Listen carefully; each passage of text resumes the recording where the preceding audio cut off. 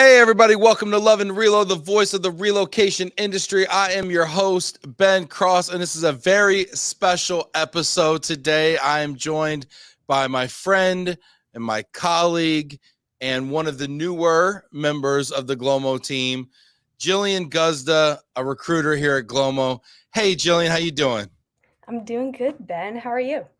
I am phenomenal. I'm so happy you're here. I'm so excited to hear, about your journey, about, what your take is on the global mobility industry, about your take on recruiting. I think your story's super interesting. You've got some family ties to the industry, so I'm I curious do. how that's working out for you.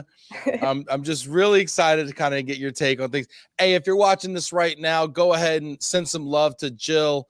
Put it in the comments here. Let us know who you are, where you are. If you're watching this right now, you're watching this on the Love and Relo Facebook, YouTube, or LinkedIn channel. We're also live streaming on Jill's LinkedIn channel. Jill, is this the first time you've live streamed on your LinkedIn channel? Yeah, it's the first time if I'm successful. I think it's successful. Can we tell us where you're watching this right now? Get in the comments. Let us know. Are you seeing this on Jillian Guzda's LinkedIn page right now? Let us know. We got people checking in here. Hit that like button. I'm going to go ahead. I'm going to like it too. That's how excited I am. I'm going Yeah, to like it. the live stream's new for me, so I think I did it, but you guys are gonna have to let me know. You ever stream anywhere? Like you ever stream on Instagram or Facebook or anything like that? No. You never like, No. yo, we in the club, we live here. What's going on? Hey, South Beach. No, you never do anything like that? No, definitely not. I'm not even like the biggest social media person, especially for someone my age. I'm definitely not on social media that often, so I'm I'm probably not live streaming anywhere. All right. Well, and now you are. Now you are. Now you're big True. on social. Also, is it weird? Like the Glomo does so much stuff on social media. Is it strange to you? Is it not as Okay, well, in the beginning, I it made me a little nervous. I was like, "Oh boy." Because like I knew for the longest time like I need a LinkedIn in order to like do my thing work-wise. I was like, "I need it. I know I need it." But I like I told you in the beginning, it terrified me because I was like, "Oh no, social media, but for work." So it's like double scary. Like even worse? yeah, so I was just like, "Oh no, I don't know how I'm gonna love this." But no, I got used to it and like I enjoy this type of like social media aspect way more because it's just a way more positive environment than being on like Twitter or Instagram looking at random pop culture stuff. You can see some pretty negative things out there. So No, 100%. Like I love LinkedIn. I think LinkedIn's the bomb. I don't know if people say the bomb anymore, but I just did. I hope that's all right. No, I love LinkedIn. I love LinkedIn because and I want to ask everybody that's watching right now, what is your favorite social channel? What's your favorite platform? Is it yeah. LinkedIn? Is it Facebook? Where do you spend the most time? Forget your favorite. Where you know what? Forget what people say. Watch what people do. Where do you spend the most time? Instagram, TikTok, LinkedIn, Twitter, Yeah, that's a good Facebook. question. I always am curious to see Be what everyone real. says. Is Be Real still a thing? I never got on there. I don't know. I I know get I it was notifications. huge, but I don't know if it's still a thing. Yeah, hit that like. I want to know. Get in the comments. Tell me where you spend the most time and why. I want to know. No judgment. We'll save that for later. No judgment. Jonathan Johnson checking in from stormy North Texas. And the thunder rolls. Glomo is Ooh. the bomb. Love it. Thank you, Jonathan. We appreciate you. David Yakum says LinkedIn, however, is starting to become more like Facebook. Is that a dig, David? I feel like it's a dig. David, let me talk about David for a second. I used to work with David. Love David, right? David would come in. We had a very stressful job for relocation. It was very, very stressful, right? I'd come in and I knew I'd tick David off when he'd be like, Ben, I'm gonna pray for you. David would be like, Ben, I'm gonna pray for you. And then some days if I really did it, he'd be like, Ben, you're top of the prayer list. Oh Of my all the things that are wrong in the world, Ben, you are top of the prayer list. That's And amazing. yeah, he's awesome. Dave, I hope you're doing well. Scott saying spend more time on LinkedIn, less political, and I don't have to see posts about what everyone had for lunch. True. I won't tell you what I had for lunch. Yeah, No. honestly, I probably spend the most time on LinkedIn now also just because, like, I get curious. 1, I like to see what everyone's up to now, and 2, it's obviously tied with my work. So, it's like that instinct, I go on in the morning, I check it, I see what's going on, but then I get, like, wrapped into everything that's on there, and then I catch myself scrolling for a really long time. I was gonna say you better spend the most time on LinkedIn. Well, I'm paying definitely. $600 a month for your LinkedIn login. You better be. And as far as I know, you got the free version of Instagram. So, yeah, LinkedIn is life though right now for me. To be honest with you, like I'm on there all the time. I send more important messages via LinkedIn than I send through Outlook. Mhm. I connect with people and nurture friendships and relationships through LinkedIn more than I do Facebook. I For sure. you can even do video calls and maybe even voice calls via LinkedIn now. Can That you? I haven't gone that far, but you can, yeah, like I Yeah, could that's cool. probably FaceTime my dad on LinkedIn. Yeah, no, I like LinkedIn a lot. It's very positive and obviously helps a ton with work. So when I hear people aren't on LinkedIn, I'm like, that's kind of crazy. We talked to someone today We who's did. an owner of a firm. It's not on LinkedIn, and it's my life's ambition to get that person on LinkedIn. It's my life ambition to get everyone on LinkedIn. I'm like, you're not on LinkedIn? You should be. What about you? Are you on LinkedIn? I ask everyone now. Yeah, are you on LinkedIn? Right, exactly. So 6 months ago, you're probably like not even. Yeah. No. This is great. Adrian, LinkedIn is part of my livelihood. Also, yeah, for sure. David says I'm still living on a prayer. I appreciate you.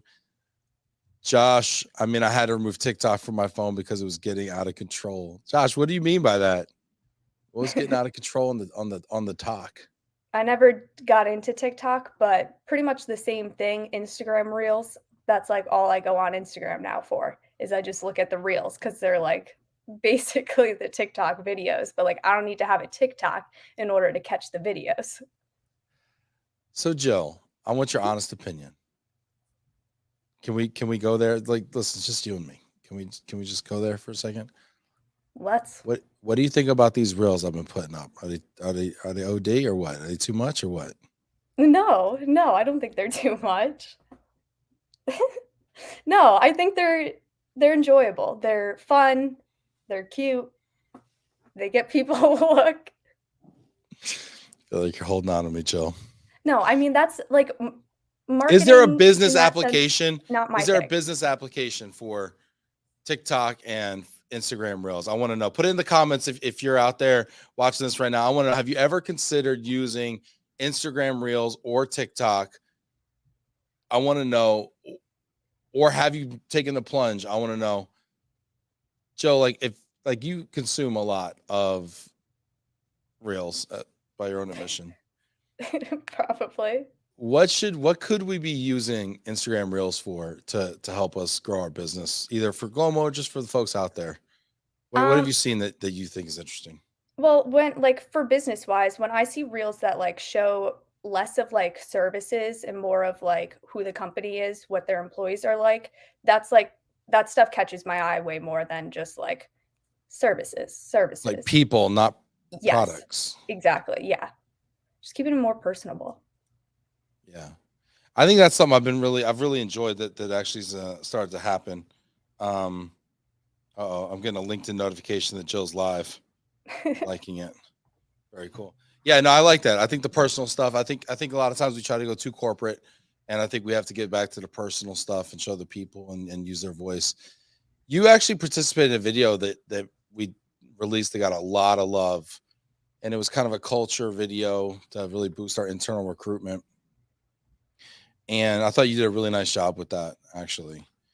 So I Thank wanted to you. know, like, why did you choose to work at Glomo, and what have you found in that Yeah. process?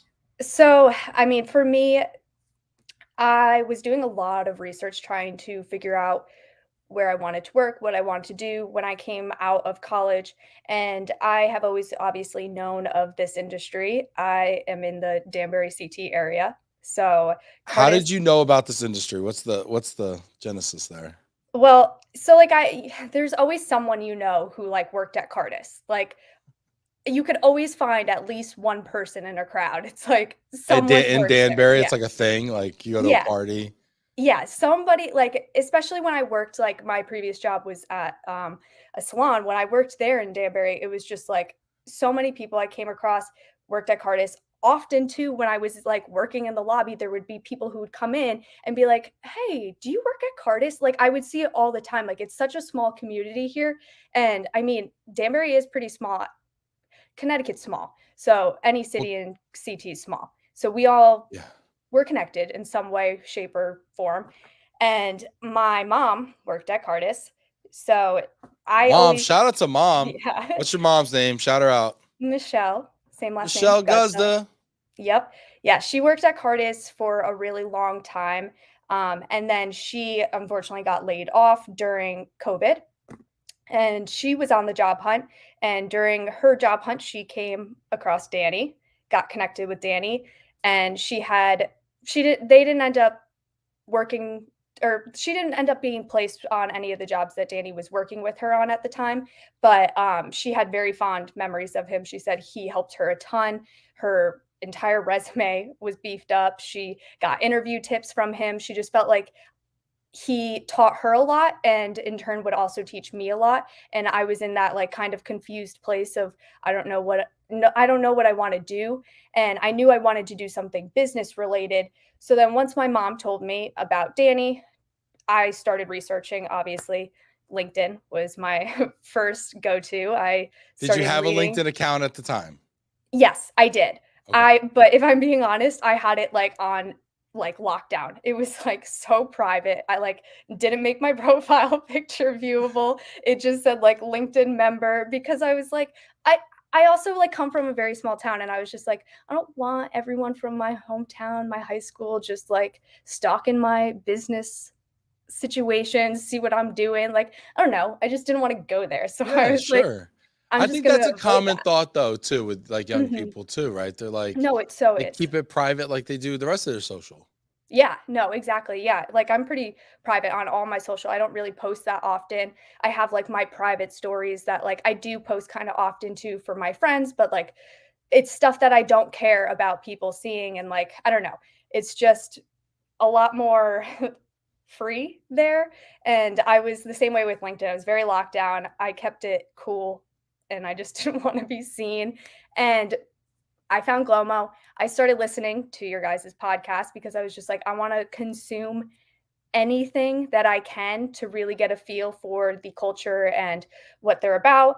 And everything that I saw, listened to, I related to in one way or another. And it just, I hate to say like it was the vibe, but like it was the vibe, like the energy What does that that I mean? got. Let me talk about that just for a second because and we're getting people here who are commenting as well, and they're not actually showing up here. But I want to understand the vibe because when we try to place people, we get comments about the vibe, good and bad, Yeah. with the company, right? And we're going to be talking about recruiting tips from a recruitment and company standpoint, as well as from a candidate standpoint. So please stay tuned for that. Hit the like button, get in the comments. I want to know what questions you have for Jillian.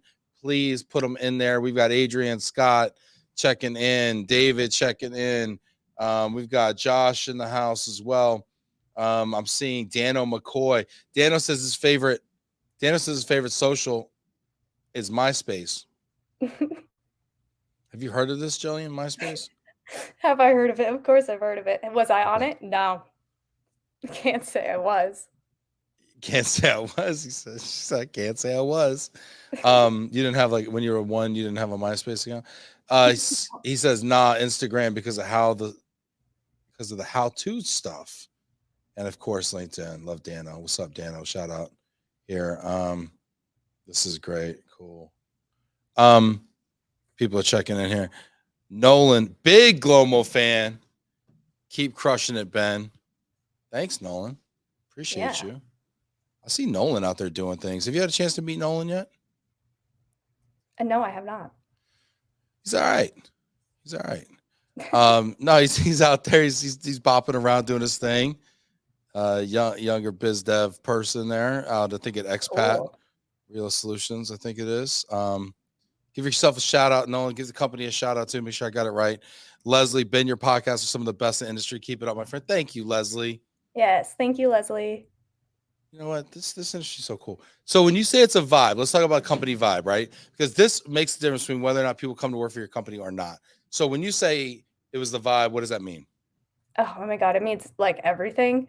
So, I mean, first, personality of all the people who work there. Like, I know Bree says it a lot, and like it's accurate. Like-minded individuals. Mm, Like, as long as you guys like have the same aspirations and same work ethic, stuff like that, I feel like that is what I it's at least what I was looking for in a vibe. I wanted to make sure that I had a good support system around me, people who were gonna lift each other up and not I didn't want a competitive environment. I didn't wanna just like be an individual, keep my head down and work. Like I wanted that supportive feel. I wanted that teamwork. And I do really feel like Glomo has that. And like, I mean, our team is also a ton of fun. I know we say our values, truth, love, and fun, but like we do actually stand up to those values because we have a ton of fun. So like I enjoy going to work every day and talking with my colleagues and brainstorming because I feel like I get better every single day because of my coworkers. Like since we're so collaborative and everyone is so supportive of one another. I keep saying supportive, but like that's really just what we are is like everyone clearly wants the best for one another. The recruiters, like you could see since like there's commissions involved and stuff like that, you would think that maybe recruiters could be competitive and like not want to support their coworkers as much because then they might not get something yeah. like who knows, but like I don't feel like that's the case with us at all. Like we all celebrate each other's wins and like yeah, I Well, don't I know, was that gonna was ask it. that, right? Like, cause okay, so this is really good conversation. So y- how do we balance the need to how do we balance the need to compete and the need to strive and the need to be excellent and a high performance company that generates the revenue we have to generate in order to support the activities and aspirations of our people Yeah, and I not ruin the vibe and the culture. You yeah, know what that's I'm saying? tough. How do you achieve that balance?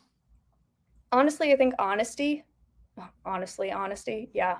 I think being transparent with everyone is probably the number one key, like I mean, I think we're also very honest with one another. We say that, like, okay, there's a time for fun and there's a time for work, stuff like that. I think that we have no problem setting that distinction with each other and being like, okay, no, this isn't working. We need to do this or whatever the case may be.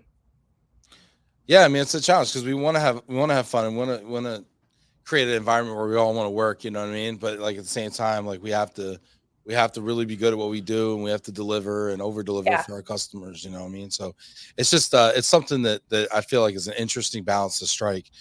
And I think if you can, if you're a business owner or a leader or a manager out there, if you can find a way to thread that needle where you're having a great time and you're over delivering for your customers, basically can you over deliver for your customers and over deliver for your team, Yeah. And right? you And try to definitely do can. that.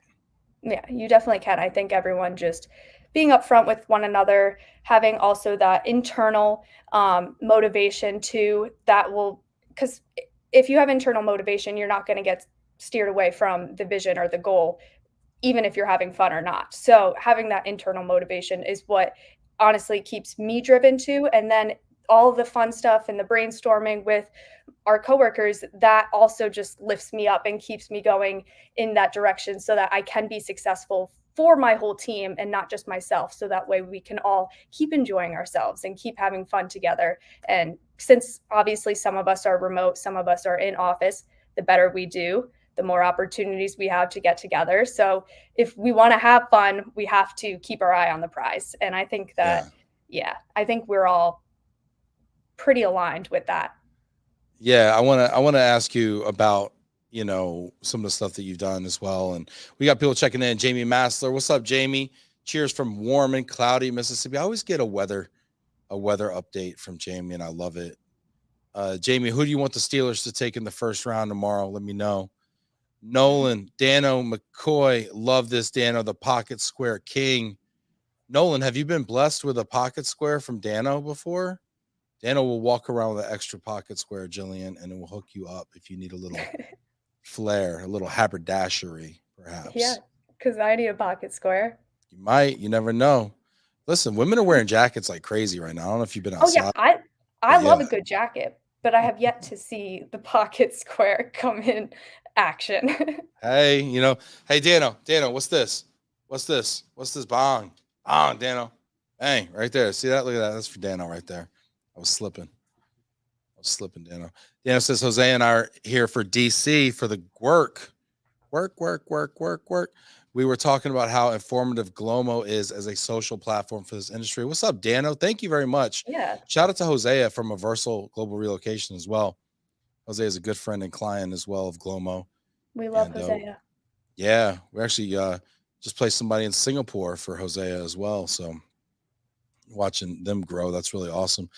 Dano, appreciate you and all the support. I remember when I started GLOMO, Dano called me and left a voicemail for me that was so inspirational. I don't know if you saw it on my ridiculous Instagram page, Jill, but it was I'm one of not the sure. first reels I did. And I was like, I'm getting very emotional in the reel. I think I might have been crying or something. And I was listening to Dano's lovely voice, the smooth stylings of Dano McCoy. It's a great Quiet name. Storm. Yeah. And but he was so informative, and appreciate Dano supporting. Hey Dano, did you know that they are forming the Mobility Collective for Black professionals in the global mobility industry?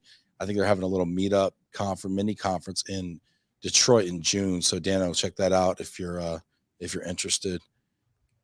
Jamie says Joey Porter Jr. Man, if he's anything like his old man, he'll be a beast. Linebacker, I'm guessing, like his old man from Linebacker U. Josh saying doing hard things are the most rewarding things. True. Striving to be the best. Striving to spell striving. Josh, I love you, man. Josh says, yep, striving. You got it, man. Get back up. I love giving Josh a hard time. No, but so Jill, let me ask you, what's been something that you've been most proud of since you started here 7 months ago, maybe? Honestly, it's tough. I surprise myself every day, and I I am love the yeah. confidence, though. God bless you. Well, I that's like the surprise number myself one every thing. day. Yeah, no, that's the number one thing is my confidence. Like, there's so many things that make me anxious because I haven't done them yet. And it's just the fear of the unknown, which is what anxiety is. So I deal with a lot of that throughout the day or whenever things come up that I haven't crossed yet, just because, like, I am less than a year into my career. So I'm obviously still going to be learning for a very long time. So those anxieties come about, but it's the pushing through those anxieties and seeing the results from it. That's what I'm most proud of because, like, did I think I was going to be doing this stuff or be on Zoom with people who I haven't met before throughout the day, all day? All No. day. Yeah, no, like, that was not something I, like, thought I would ever be doing. Even, like, when I worked at the salon, like, every time the phone rang, I was like, "Okay." Because, like, I just never knew what I was gonna get into when I picked up that phone. It just always was the fear of the unknown for me, and that's what I am most proud of, is getting through that every single day. If there's something that makes me anxious, I feel like I have a grip on things where I can just change my mindset and be like, "No, this is a good thing. This call can lead to someone getting a new job that changes their life. It leads to this company maybe finding the new employee that's going to change their business for them." Like, it leads to so many good things that's why, like, I can change my mindset and push through that initial fear or anxiety. Give me an example. Give me an example of a time where you kind of surprised yourself. I mean, Besides every again, day. it's literally like every day, but let me think. I mean, this role that I've been working on currently, Yeah. this is probably the one that I've been surprising myself the most because Why? there's a lot of high level professionals involved and a lot of high Partners, level like yes. the highest level in the organization. You're Yes. dealing with the CEO, the owner of the company.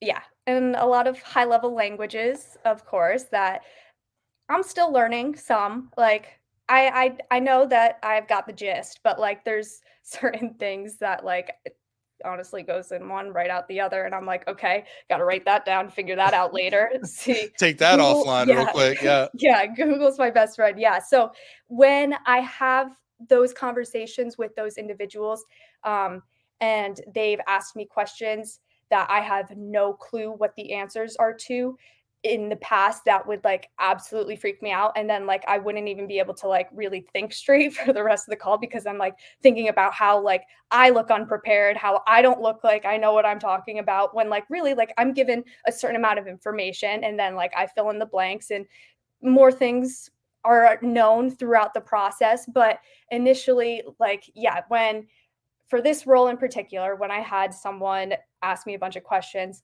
and I was really, really unsure about them, I I don't even remember what I said exactly, but I just knew that I gave him confidence that I would be able to let him know this information as soon as we spoke the next time. And Right. it wasn't something that freaked me out and ruined the course of the conversation from there. Yeah, yeah, for sure. And you know what? And I got a story like that too. Scott Chapman's chiming in here. I want to know if you're out there right now watching this, how do you psych yourself up to do things that you've never done before? How do you push through that natural tendency of avoidance that we all have, which is kind of that fight or flight kind of thing in our gut, right? That's like, oh, it's just, how do you push through that? Because I bet if you're watching this right now, you've got some time on your hands, and that usually means that you're at a place in your career, what I mean, where you're doing all right. So I want to know, how did you get to that point and how did you push through? Scott Chapman says, love the mindset, Jillian. You have figured things out so early in your career. You will go far. Thank you. And then, of course, he says, especially with Ben by your side. Thank you, Scott. Yes, and he's very true. Yeah, Scott's awesome.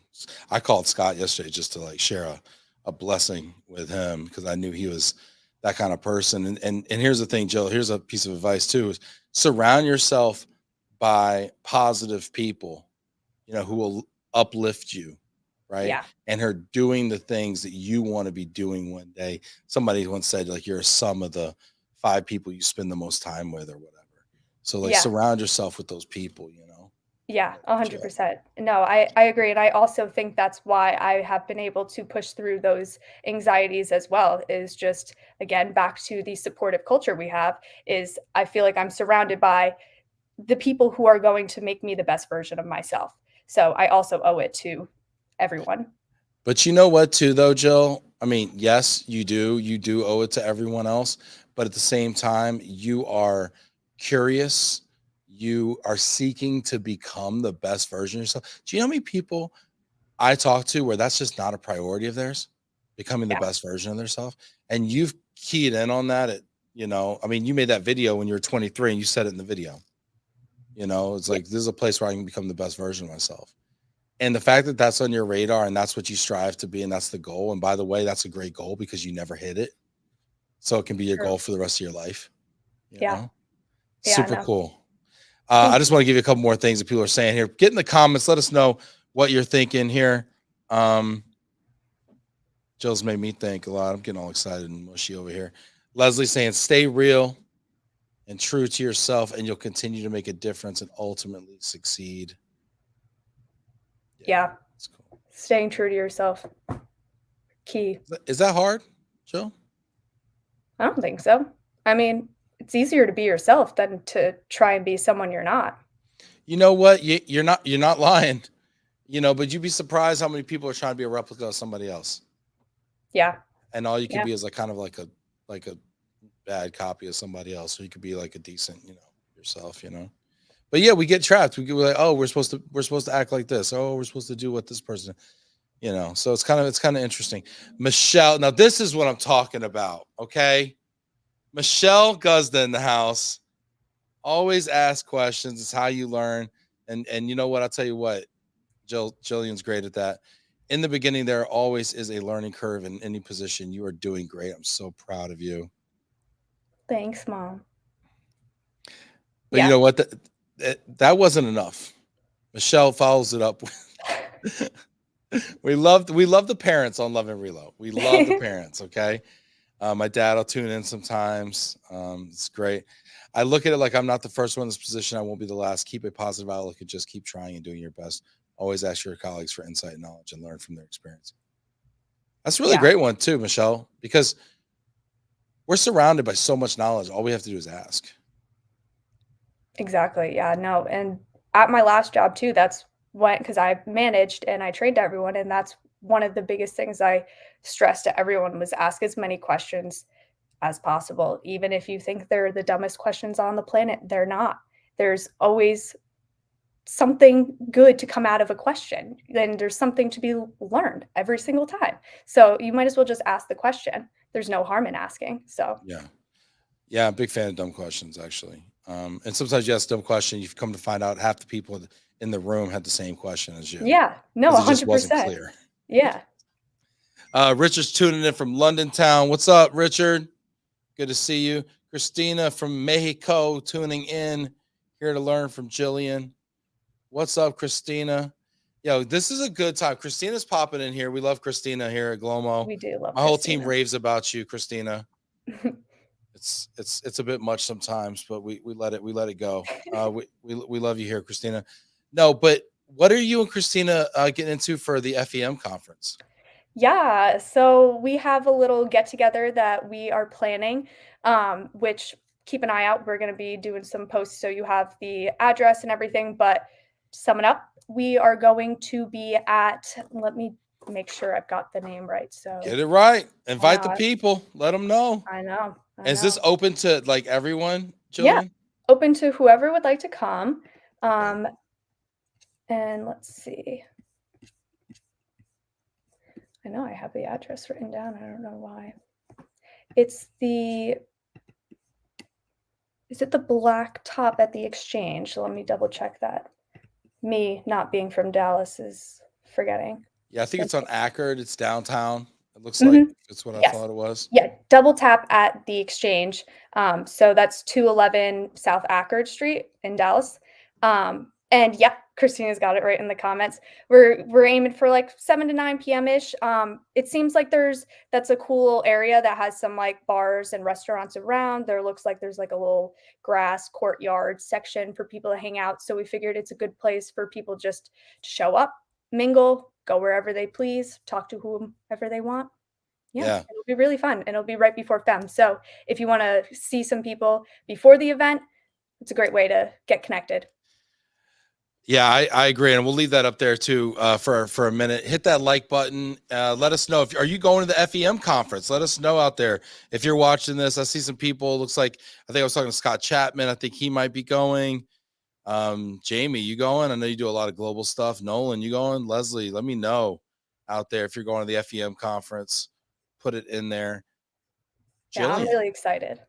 Jillian, are you going to the FEM conference? I am going to the FEM I What? almost said concert. Yeah, I'm going to the The REM concert. concert? Yeah, Yeah. The FEM REM. festival. The festival. It's like Bonnaroo. It's the Coachella of relocation. Yeah, here we go. Oh, we got links in here. What? So, what are you most looking forward to at the FEM conference, Jillian?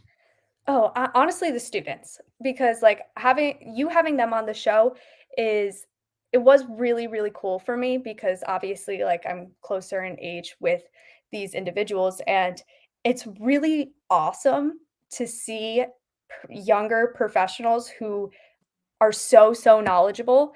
They truly seem like really intelligent kids, and Really I feel smart. like I have so much to learn from them as well. So I'm excited to see all of their presentations and to see the competition. But I'm also excited to hear about the AI stuff and how that's gonna be integrated in the future. I mean, AI is a hot topic right now, and it honestly kind of terrifies me. So I want to hear it all. I want to hear how this is going to be a factor What do in our you think about job. AI? And remember, the machines are listening. I know.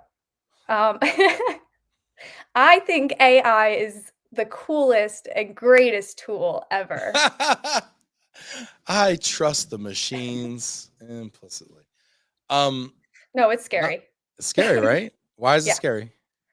Well, I mean, it's just like they don't have emotions. So like Yeah. what if they get too well that I know that is true. What Uh if they get jealous? I know, but like oh, what was the name of that movie that just came out? Was it like Megan with the like robot like doll? I saw the trailer for it and I immediately was just like, nope, nope, Nope. not for me. Skip. We're not doing that. Yeah. Like it's just the lack of control. Like, what happens when they become, like, the most intelligent thing ever, and then they just yeah, like, what I'm not gonna, like, be dramatic and say they'll take over the whole world, but, like, we don't know. We don't know for sure. Yeah, I heard about this program. This former Google executive started. I think it was called 1 Million Happy. Somebody could Google that and check it out and see if it's a real thing. I think it's called 1 Million Happy, and it was a like initiative or whatever that he started in order to start spreading happiness and like to promote people being happy and speaking kindly about one another because the machines are going to be learning because the AI is babies right now. They're babies. Yeah, yeah, So they're learning from their parents right now how to act. yeah, Right. So if we're over here like killing each other, talking trash, like, whatever, right? Who are they gonna turn into? Are they gonna turn exactly. into great people? Are they gonna turn into warmongering, Well, yeah, Grand no, Theft Auto 18, you know? the AI stuff has always scared me until I saw the movie Interstellar, and that gave me a little peace of mind because I don't remember what his name is, but they have the little robot with them. I don't know if you've seen that movie, Matthew McConaughey. No. It's a Christopher Nolan movie. Um, they're trying to go find a new planet to live on because Earth is not, you know, it's just crapping out. No more. No more Earth. It ain't happening. Okay. Yeah, and they It's not the have a vibe. yeah, they have, like, a robot on the ship with them who's, like, calculating all of whatever, the right orbit launch or whatever, it's calculating everything, it talks to them the whole time, and I mean, no if you haven't watched the movie and you wanna watch the movie, Spoiler yeah, alert. don't watch or leave, but don't leave, just close your Don't ears. leave. Just turn it Yeah, down. We'll give you turn hand it signals when down. you can come back. All right. Yeah. Well, at the end of the movie, Matthew McConaughey is in a pickle because Matt Damon decided to try and attach his ship to whatever they needed to propel and keep going, but he the alien not alien, the AI thingy whatever took away his option to dock on the thing because the robot didn't trust Matt Damon, and I was like, "Ooh, go robot there," because, like, they were freaking out, they were like, "Oh, no, he's gonna dock," and then their, like, AI robot was like, "He can't," like, I took away his function to do that, and they were like, "What? You did?" And he was like, "You guys might have been trusting, but not me." He was like, "I didn't trust him." So he took away his function to do that, and I was like, "Okay, now I'm on board with Let the me ask you AI." this. Let me ask you this, Jill. How much do you trust a stranger? I mean, I don't. Right. So if AI is making the call, is it going to trust any of us? Well, it's true. Are any of us going to have permission to dock? No, but I was glad that Matthew McConaughey survived. So in that God case, I'm bless. in favor of the AI. You identified with Matthew McConaughey. I guess I identify with a nefarious Matt Damon. I guess that's the difference. Is David Yakum. I want to know how you use AI. Are you afraid of AI? Is it the worst thing in the world? Is it great and we just need to get on with it? David says I use AI every day. Yembo survey and it learns and changes as I input info. It's great and they're headquartered in San Diego. Interesting. David, that's great, man. That's great. You like what about long-term AI, David? You in on that? Yeah. Let me know. Jason Hall, Jay Hall. I feel like you have I feel like you have an opinion about this, Jay Hall. You're a relatively well informed person. What's the scoop? What's the skinny? Jill, you met Jay Hall, I as we like to did. call him on the show, I know, in I love that. in in Las Vegas. Yeah, What'd Jason's you? cool. Yeah, I wasn't going to ask you what you thought of him, but since you volunteered, um, I'm just kidding. But what was your experience at Worldwide ERC like? I mean, you Oh, started with the company in, was it September or I October? think it was no, I think it was the last day of August, so basically September. Oh, okay, September. All right, Yeah. September, and then 2 months later, a month and a half later, you're in Vegas. Yeah. What? Yeah. Who does that? I I was so nervous for that.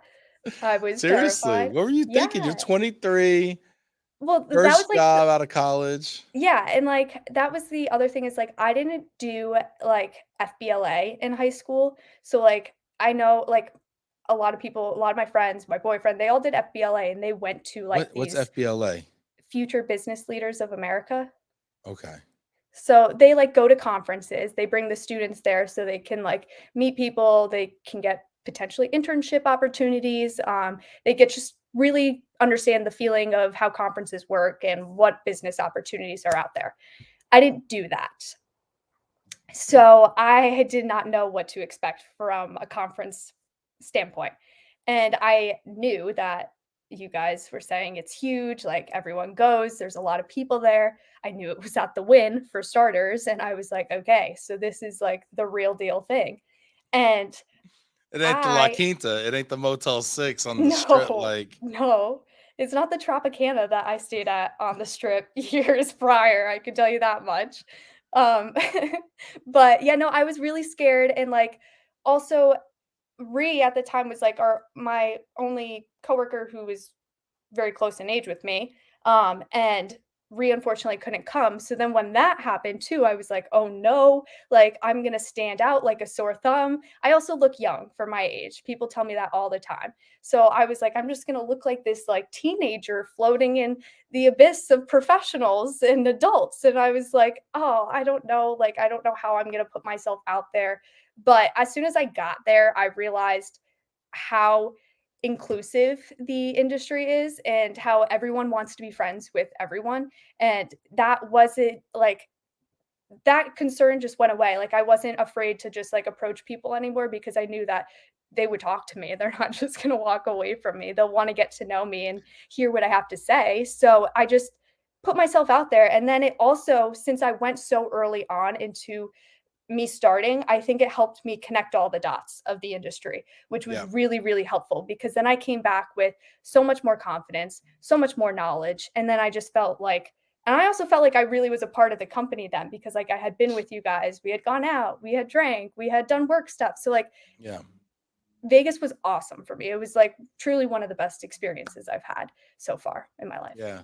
That was awesome. Yeah, you were fantastic. I don't think for a second you looked like you were out of place or didn't deserve to be there, or shouldn't be there. I mean, you listened, you kind of participated, and it was great. And I think it's super cool too that you come back and then you start doing recruitment, and you've met a lot of the CEOs and hiring managers in Vegas, right? So you have this Yeah. great point of reference, and you actually know people, and more importantly, people know you. Yeah. So I think you made a great impression there. I'm glad you were able to do it. So super cool. I know we're running a little bit out of time here. Do y'all want to talk a little bit about recruiting tips? I feel like recruiting tips and tricks are kind of something that everybody needs to know. Whether you're hiring people, you're looking for an opportunity. I mean, this is Yeah. something that plays well with everybody. So Yeah. For you got sure. you got anything for us here, Joe? I mean, this is what you do all day, every day when you're not on reels. Yeah. So What have you I learned for us? What do you Well, got? I mean, I've learned a lot, but I feel like this might be obvious, but the number one thing I would say is to connect with as many people as possible. What does that Even mean exactly? get on the phone with them.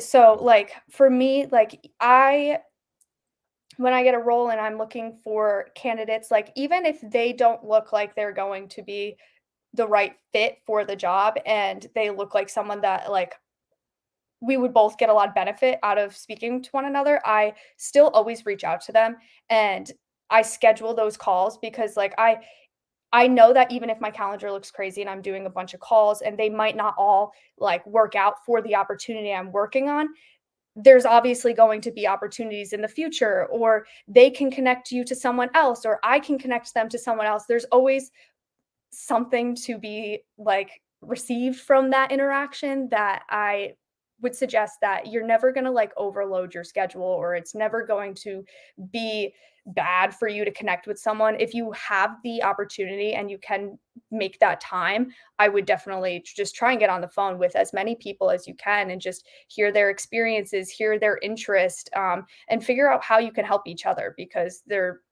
we're all greater together. I say that a lot. Like, so you might as well just get to know people.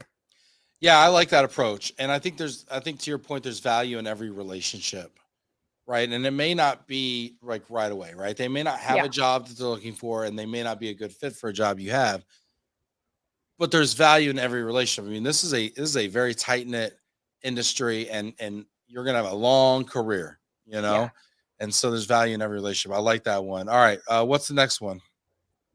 Well, it kind of ties with the first one. Encourage referrals.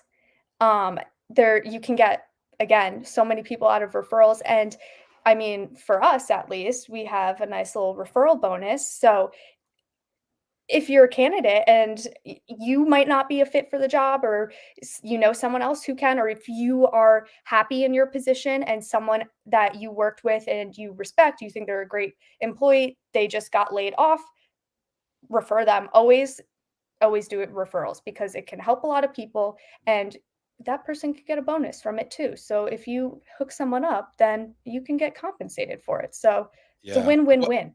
What type of people do you want to get referred? Like, what is a good referral for you? People are watching this and they want to help you out, Jillian. What type of folks should they introduce you to? I'm I mean, I wanna say, like, everyone, but, like, that's just because I'm in the absorbing phase of my career. I just wanna get to know everyone, absorb all the information possible, but I would say for me, people who have been in the industry, they've been established in the industry, and they are planning to stay, obviously, long term, and someone who is hungry, that wants they wanna progress in their career, they're not just complacent. They're a go-getter. I like those people because then I feel like they're gonna put their best effort into portraying themselves the way they wanna portray themselves on the interview. They're just going to put everything they can into it, obviously. So I like those people because it's very rewarding when both parties are equally, like, putting all of their effort in, and then when the good thing happens, it's very equally rewarding again for both of Yeah. you. So, I just like people who are hungry, they're go-getters, they've been in the industry, they want more because I also feel like I can get them more and I can advocate for them. Yeah. So, Yeah, I would say people, yes, I would say also people who are looking to hire people.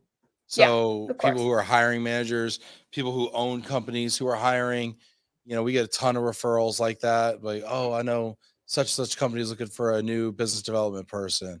I know Totally. such company is looking for a new director of operations. I know such company is looking for a new senior accountant, whatever, a new developer. I mean, we've got IT recruiters, we got finance and accounting recruiters. Obviously, all the global mobility bases are covered. Sales. I mean, so anybody Yeah. looking to hire those jobs, for sure. We got a question coming in. So if you got questions Ooh. about recruiting, put it in the comments right now.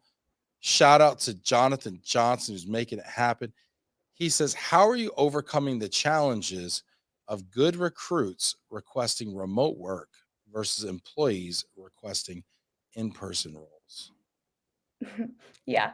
This is a challenge we face all day long, essentially. Um, I mean, I would say I it depends because depends on the person and what type of role they're in, because there are some roles who they can be remote. Like, they don't need to be in the office, so those senses are okay, but I feel like we have been the good people who these companies want, like, I feel like they've been open to coming into the office. It hasn't really, if they want that job, they're going in the office. If they know that's the requirement, then they're going in. I don't think it's been as much make or break, like, no, I'm not going in and it's a good person. Like, I feel like if it's the right match, then they've been working it out. Even if it's like they come to an agreement of being on a hybrid basis, that's also happened in the past with us. We've had to negotiate that. But I don't know. I feel like a lot of people are now coming back around to going back in the office. And they're more understanding that companies are requiring that these days. Yeah, I think that yeah, there's definitely a trend of a return to office.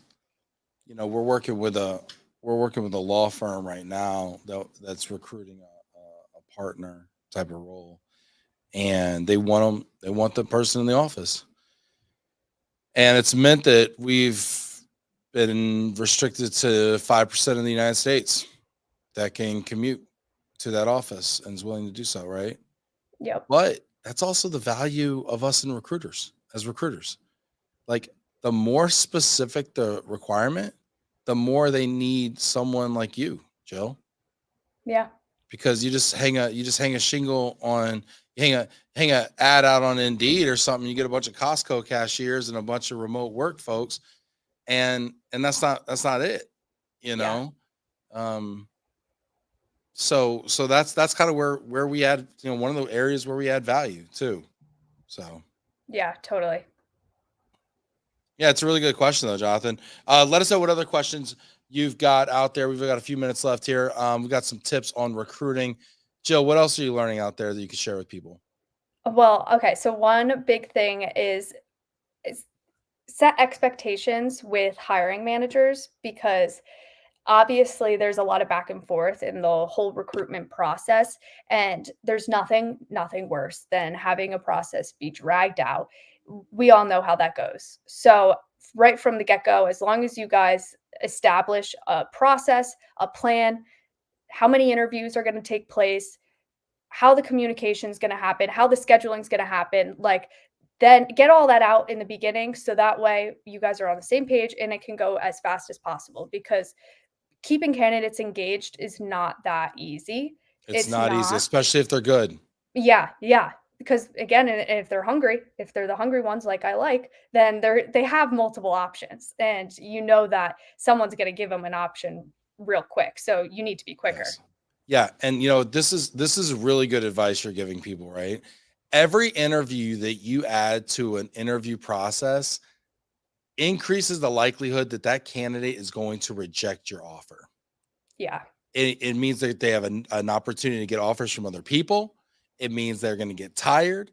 It means their own job may counter them or give them a raise and a promotion in the meantime. So Yeah.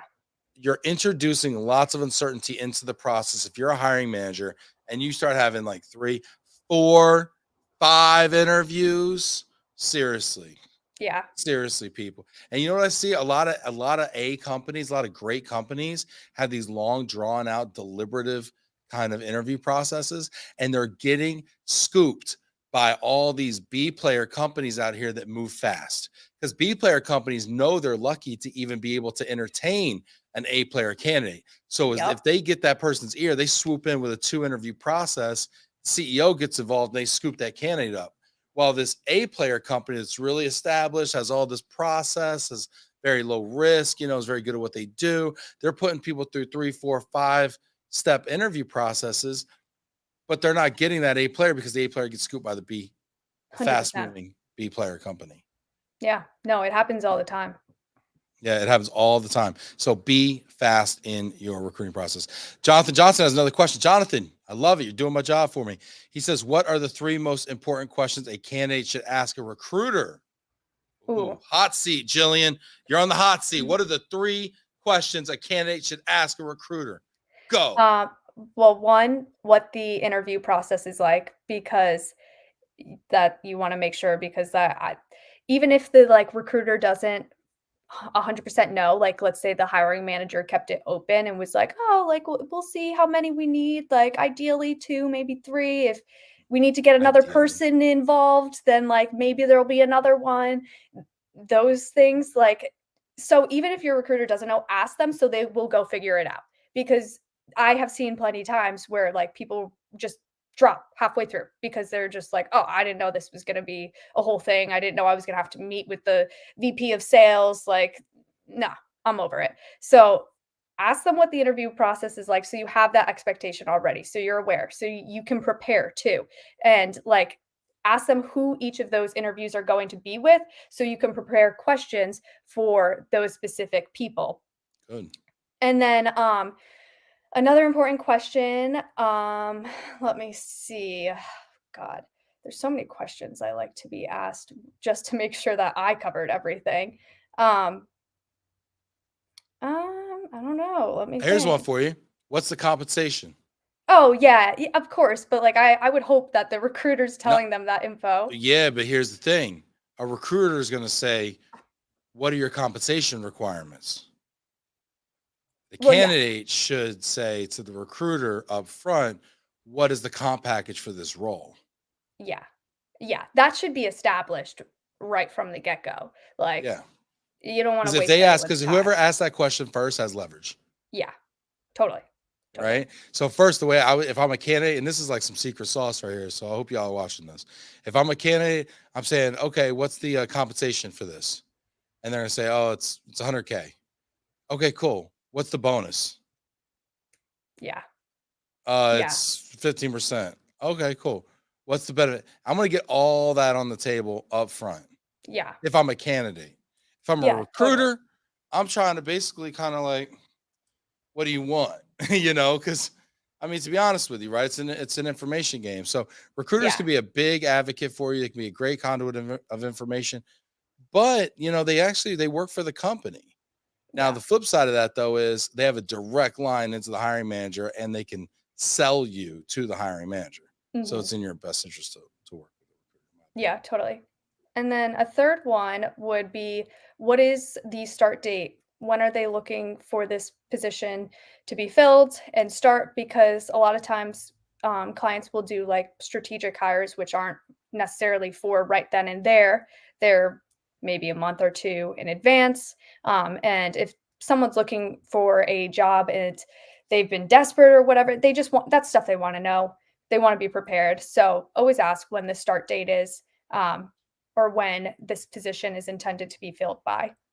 Yes, I love that. And that also because in any negotiation, time is a huge negotiation um, lever that you can pull. Yeah. We got another question from Scott Chapman. Yo, look at Prime Lending just killing it in the comments right now. Can we just shout out Prime Lending right now for just representing and being in the comments? Hit that like button, get in here. We probably got time for 2 more questions. Scott Chapman says, how do you best test or vet your candidates before recommending them for hire? Do they have a pulse? Submit it. Just kidding. Just kidding. Totally kidding, Scott. Jill? I like to ask them to walk me through a typical day to day that they experience. So that way they can tell me about the little things they do as well and not just the overall job description. Because if I hear that they're doing, like, let's say in my case, like, oh, she takes part in Love and Relo, she likes to do meetups or whatever, like, that stuff would be good for me. Like, I like to hear those things, those extra things that aren't on their job description, so that way I know that they're someone who is not just going to do the bare minimum, essentially. They want to give wherever they can, and they are skilled in other areas other than their job. Yeah, and Adrian goes on to say the best way to vet a candidate is to have a conversation about their background and knowing the ins and outs of their roles and responsibilities. And I would say yes to all that. And I would say ask how. So they're going to tell you what they do or what they've done, and then ask how they did it. So like tell Yeah, me a little bit more. How'd you do that? And actually I got that. That's an Elon Musk interview question. So somebody's gonna tell you, oh, what's the thing you're most proud of? Is one of the things you ask. Oh, I sold $5 million 1 year. Okay, cool. How did you do that? And the level of detail they get into will Mhm. tell you how proficient and, A, were they actually responsible for that feat? Do they Yeah. actually do it? And then how proficient, and how adaptive and how transferable that skill set will be. Yeah. Jonathan Johnson saying, do you ever get asked, why did the last person in this role leave? Good question. Really good. Yeah, sometimes. I mean, the first question I would say that comes before that one is this a new position, or is this a position that's being filled? And then, I mean, honestly, that's not always information that they give us. Sometimes they're weird about giving the information, sometimes they're not. So, that's honestly not something I always get right off the bat, but if someone asks me that, I make it a point to make sure that I get that information for them, because I know that's an important thing to a lot of candidates.